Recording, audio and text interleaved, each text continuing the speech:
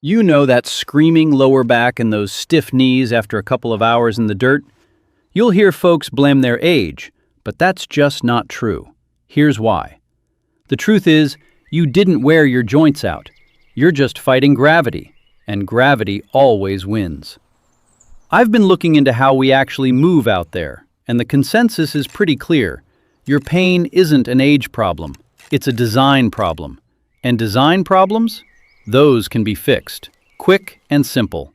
So today, I've gathered 7 setups, kind of like a zero-bending checklist, to help you garden far more comfortably. Now, I should mention, I'm not a doctor, so this isn't medical advice. Just simple, practical ideas to take the strain off, so you can keep doing what you love. Here's the thing. The ache in your lower back really isn't about your strength, it's about leverage. Think of your spine like the arm of a crane, with your hips acting as the pivot point. Work up at waist height and that arm is short. The weight feels light. But bend down to the soil, you stretch that arm out long. That right there? That's the culprit.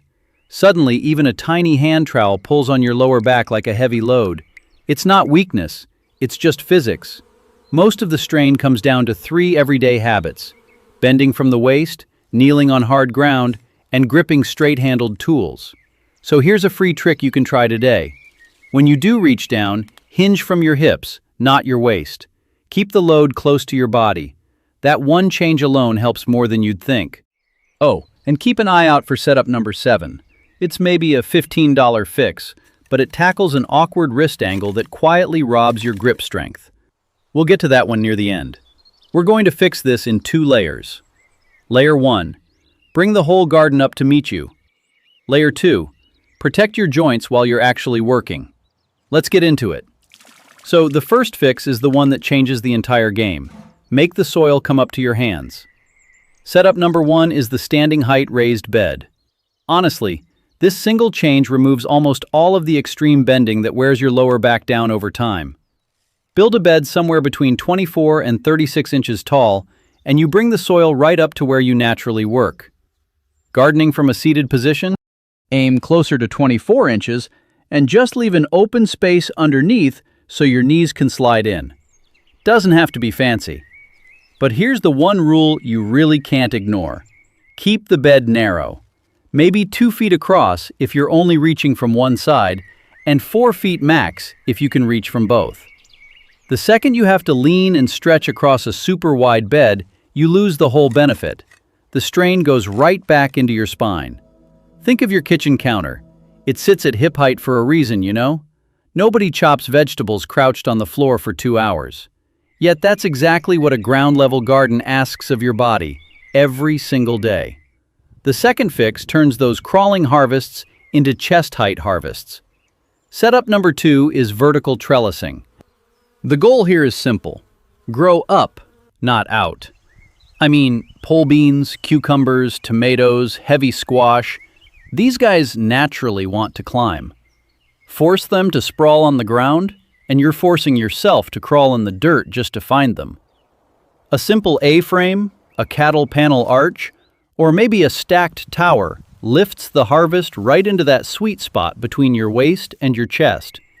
That's the zone where your body barely has to bend at all. Just a quick safety note, though. If you build a large A-frame or a panel trellis, make sure to anchor it deep with heavy-duty steel posts. A fully loaded cucumber vine basically acts like a sail in a summer storm. If it blows over, it can become a real hazard for grandkids or pets running around the yard. So anchor it properly. Take strawberries, for example.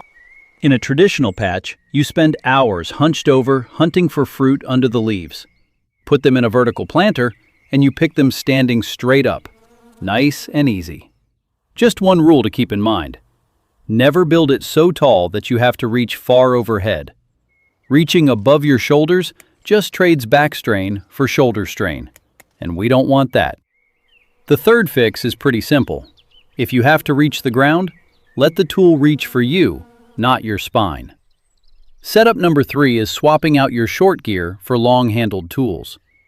For decades, the standard way to weed was down on your hands and knees with a tiny little trowel. But tools with shafts around 40 to 48 inches? They let you hoe, dig, and aerate while standing almost completely upright. Say you need to lift heavy soil. A long-handled digging fork gives you a massive mechanical advantage. The handle basically acts as a lever.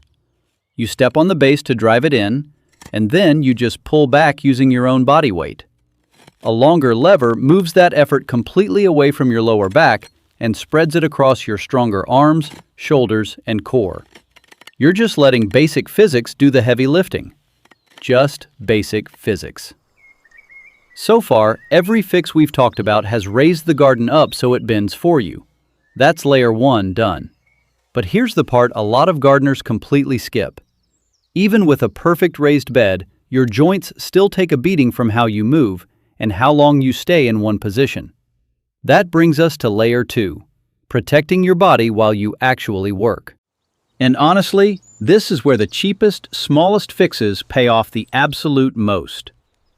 This next one costs absolutely nothing, and we're finally closing in on that little $15 wrist fix at setup number 7. Now, this next fix is completely free, and it might just be the most underrated one on the whole list. Setup number 4 is the 20-minute timer trick. Just set a timer on your phone for 20 minutes. When it goes off, switch tasks right away. Move from a gripping job, like pruning, to a standing job, like just walking around checking leaves. There's no rush.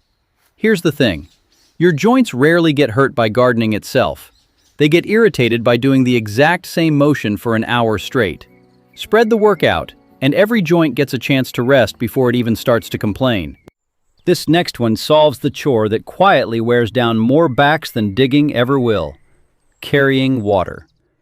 Setup number 5 removes the most punishing, repetitive lifting in the garden. Water is way heavier than it looks.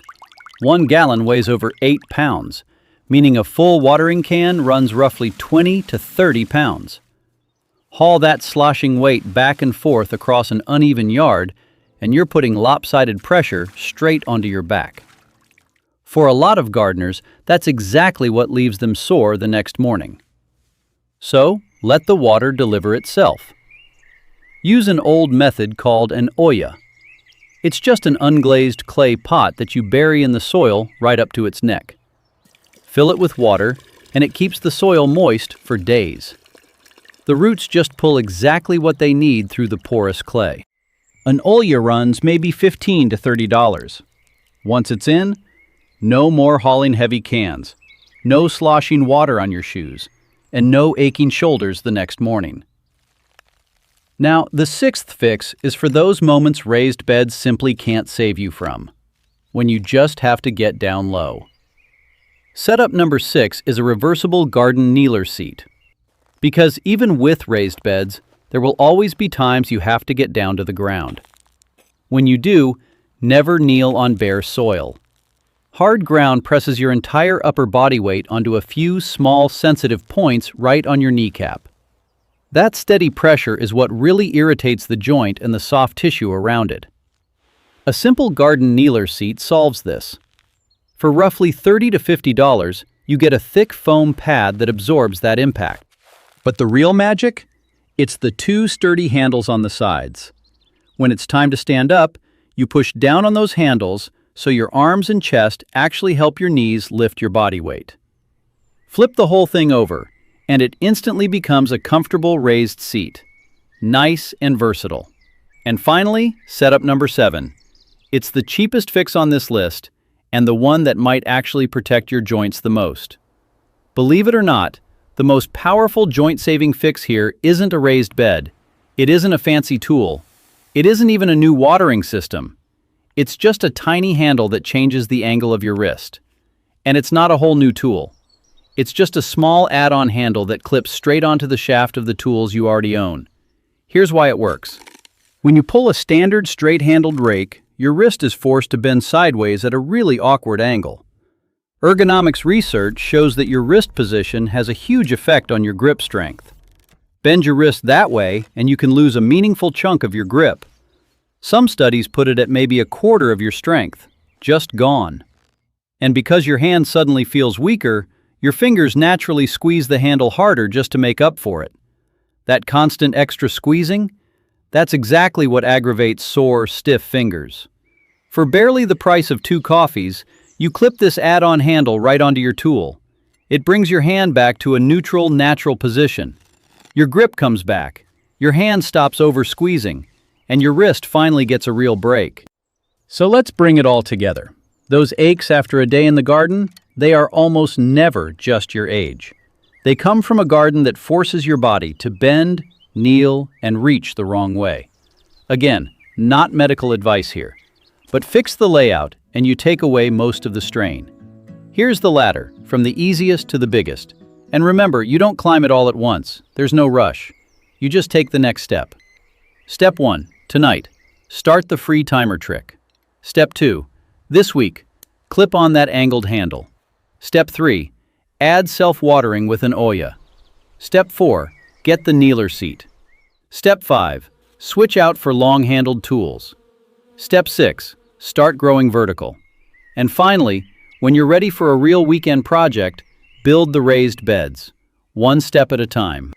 That's really it. So, out of these 7, which one do you think would make the biggest difference in your yard? The timer, the kneeler, or that $15 handle? Tell me in the comments. I read every single one. And if you want to see the full zero bending layout in action, I'll leave that video right up on the screen and as the first link below. It shows exactly how to build a waist-height garden without spending much. Take your time, save your back, and have a little fun doing it. Happy gardening!